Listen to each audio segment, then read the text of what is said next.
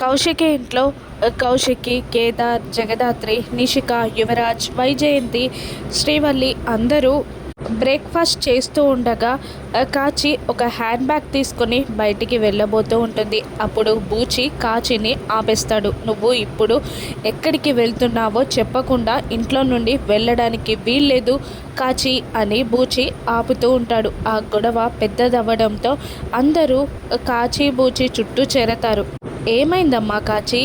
బూచి ఎప్పుడూ లేంది నిన్ను అలా ఎందుకు నిలదీస్తున్నాడు అని అంటూ ఉండగా జగదాత్రి బూచి వైపు చూస్తుంది. ఏమైందన్నయ్య అని అడుగుతుండగా తెలీదమ్మా, ఒక నెల రోజుల నుండి కాచి ఇంట్లో ఉండట్లేదు. ఎప్పుడో బయటికి వెళ్తుంది, ఎప్పుడో వస్తుంది. అసలు ఎప్పుడు వెళ్తుందో ఎప్పుడు వస్తుందో తెలియట్లేదు. అందుకే ఈరోజు గట్టిగా అడిగేస్తున్నా అని అంటూ ఉంటాడు బూచి. ఏంటమ్మా, ఎక్కడికి వెళ్తున్నావు కాచి అని కౌశికి ప్రేమగా అడుగుతుంది. దాంతో భయంగానే హ్యాండ్ బ్యాగ్ పట్టుకొని కాచి సమాధానం చెప్తూ ఉంటుంది. మాకు పిల్లలు పుట్టట్లేదు కదా, అందుకే శ్రీ మాత దయామయి ఆశ్రమానికి వెళ్ళి రాహుకేతువుల పూజ జరిపిస్తున్నాను అని చెప్పేస్తుంది కాచి.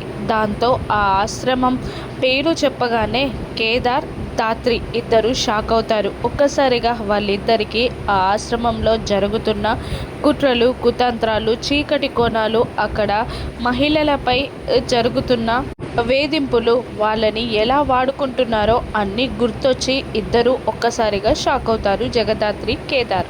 నేను వస్తాను అంటూ హడావిడిగా హ్యాండ్ బ్యాగ్ తీసుకొని బయలుదేరుతుంది కాచి. అందరూ వెళ్ళిపోయాక జగదాత్రి కేదార్తో, విన్నావా కాచి మాటల్లో, నెల రోజుల నుంచి ఆశ్రమానికి వెళ్తుందంట అని ధాత్రి అంటూ ఉండగా, అంటే తను ఆశ్రమానికి వెళ్ళట్లేదా అని కేదార్ అడుగుతుండగా, నీకు కాచి కళ్ళలో కంగారు హ్యాండ్ బ్యాగ్ని గట్టిగా పట్టుకోవడం చూస్తే తెలియట్లేదా తను ఆశ్రమానికి వెళ్ళట్లేదు అంటుంది ధాత్రి. అంటే ఎక్కడికి వెళ్తుంది? డ్రగ్స్ అమ్మడానికి వెళ్తుందా అని కేదార్ అనగానే, అవును, ఆ కంగారులో తెలిసిపోతుంది అని అంటూ ఉంటుంది ధాత్రి. ఇక కాచి స్కూటీ పైన బయలుదేరగా జేడీకేడీ గెటప్స్లో జగదాత్రి, కేదార్ కూడా కాచిని ఫాలో చేస్తూ ఉంటారు. కాచిని రెడ్ హ్యాండెడ్గా పట్టుకుంటారా? జగదాత్రి, కేదార్ అరెస్ట్ చేస్తారా?